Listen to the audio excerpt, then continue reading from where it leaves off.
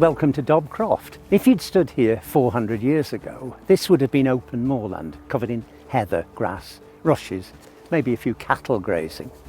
Perhaps there would have been a bit of scrubby woodland in places, while a bit to the north there would have been mossland, with maybe some peat diggings for the farmers to get local fuel. Around here too, there might have been patches of wetland, where no doubt great crested newts were to be found. It had been like this for centuries. It was known as Cotton Moor. Then maybe 250 years or so ago, the local farmers began enclosing the open moorland into separate fields. As you can see on this copy of the old tithe map of 1838, the year after Queen Victoria came to the throne.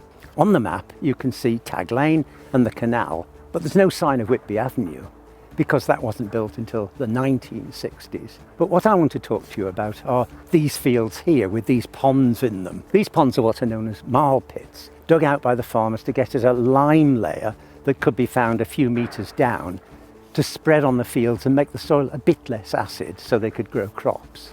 But from the commentary that goes with this map, we can also find out the names that the farmers gave to all these fields. Down there, beyond where Intact is now, there was a field called 7 Acres where they were growing vetches, peas, beans as a fodder crop.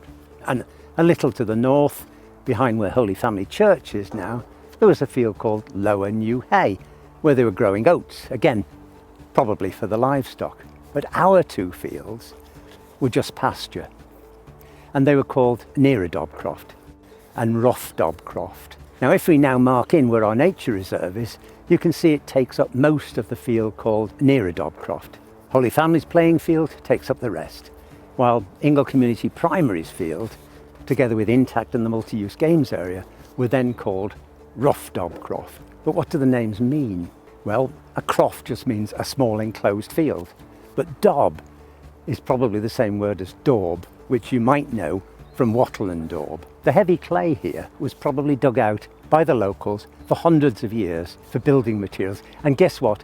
It was that same clay dug out from this field and its neighbours, which was used by the brickworks, which was established here after the canal was dug in the 1820s. And it was called Cotton Hall Brickworks.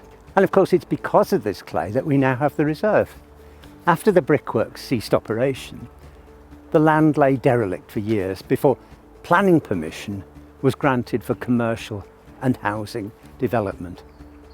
As part of that permission, this end of the site was set aside as a nature reserve and was taken over by Intact in 2015.